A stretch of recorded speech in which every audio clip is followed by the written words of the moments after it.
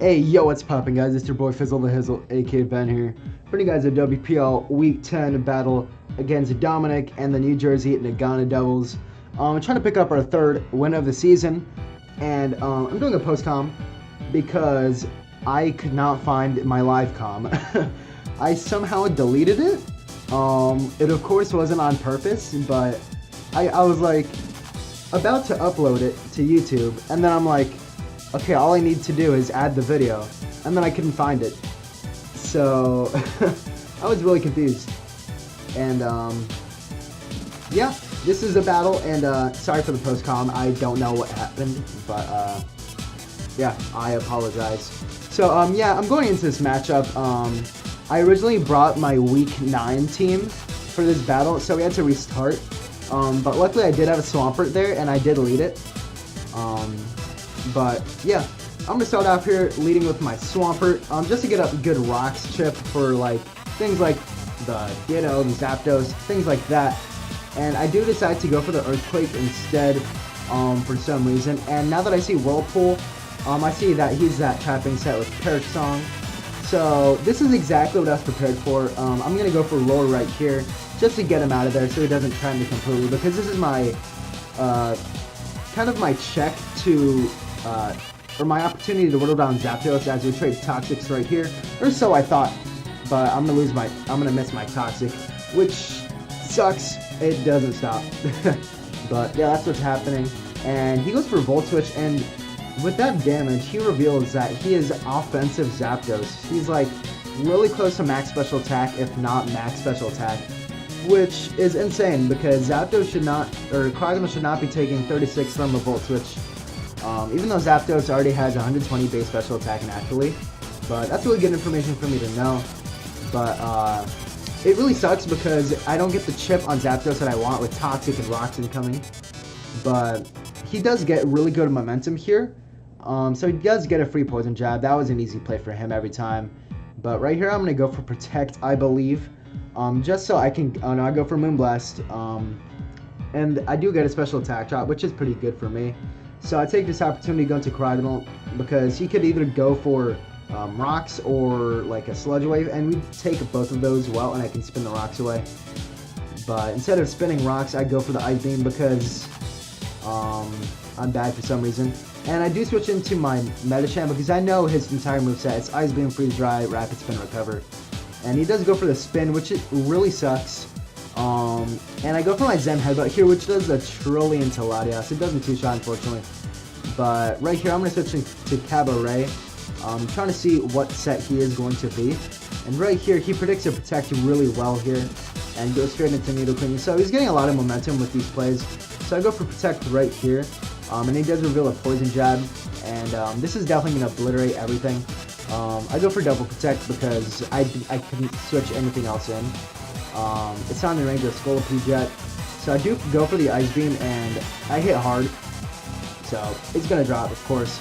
I go into my Swampert here, hoping to take a hit from Gallade, but I basically sacked it off, which was my mistake because I felt like Cryogonal was still useful in this matchup because a Freeze Dry spam against his team, it like obliterates things like a Latias, Azumarill, and Gallade if it doesn't really want to switch in too much, as well as Zapdos. But instead I go into my Swampert and basically sack it after 2 close combats, which really sucks because now I don't have my Rocker to whittle down Zapdos anymore, which is going to be huge late game, as well as things like the Gallade and Latios.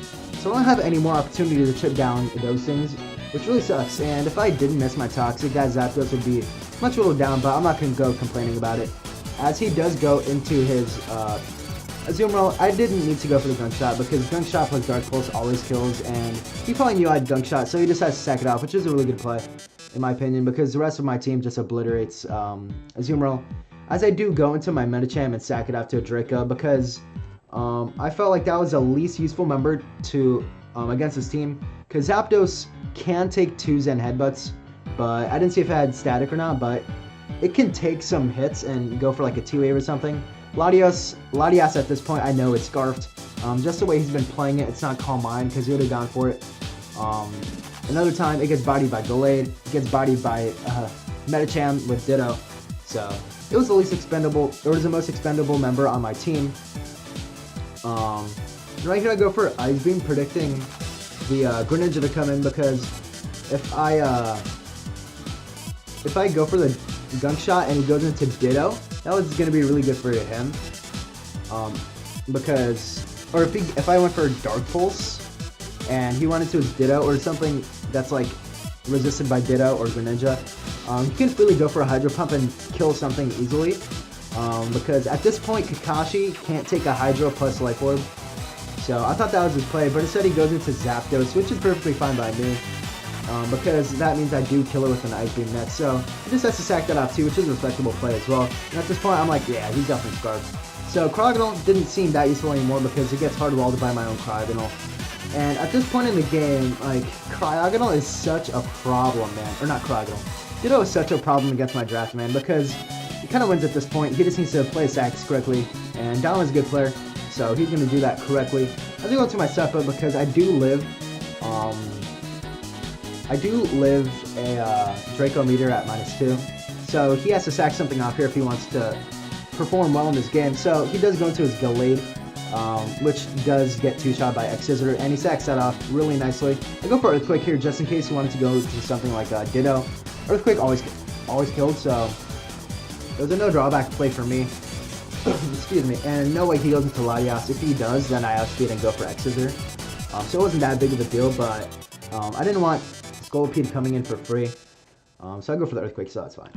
And right here, he goes for an Earthquake. I know that I live in Earthquake, so I go for the Swords Dance because he's not Life Orb. He doesn't get the boosted damage, but I am Life Orb, so I can live an Earthquake, a regular Earthquake. So I decide to go for the SD here and play off his Choke. So my thought process was I SD and hope he stays in for whatever reason, and I kill it with Earthquake, and then I proceed to kill Latias with X-Scissor. But as you can see, he goes before he has a speed boost. At the time, I didn't know that, or I didn't, of course I knew, but I completely forgot that Scolipede copied my ability, so he also has speed boost. So I'm like, okay, it's going to come down at speed tie, which is just blatantly false. But he does decide to go for the Earthquake and win the game from here. So Ditto did come in clutch, man. It kills my Greninja with Earthquake. So yeah, in hindsight, I should have gone for the Earthquake and hoped for the crit. That was my only chance of winning. It completely blanked my mind that Ditto also copied ability, so that was definitely a choke on my part, for sure. But it was a really hard matchup in the beginning. It was really hard to prep for. I feel like I played well. Obviously not well enough. He won 2-0, but he played a pretty fantastic game. He played his sacks correctly, and GG to Ditto, man. He's had a phenomenal season so far, and his team is scary, man. I underestimated Ditto. I keep calling it bad in other leagues, but I guess when you go up against a Scolipede and like really good breakers like Greninja and Medi, it does come in clutch. So yeah, man. We are now 2-8 in this league. We have 2 more battles left. We go up against Latios Zero and Chess for our final 2 matches. I'm going to win at least one of those. If I win it next week against Latios Zero, I'm going to forfeit to Chess because he's a good bud, and I want him to make playoffs. So if he gets a nice 6-0 victory over me, that's going to help him in the long run, and I want my bud to make playoffs. So it's not out of bad sportsmanship that I don't want to play. I just really want him to make playoffs because he's a handsome young lad. And yeah, I still really want to win against Latios Zero, but if I lose against Lati, for some reason, I'm definitely going to try to win against Chess because, like I said, I'm not letting this season end with only 2 wins, man. But yeah, man, thank you guys so much for watching. It means the world to me, and like always, have a swell day. Peace.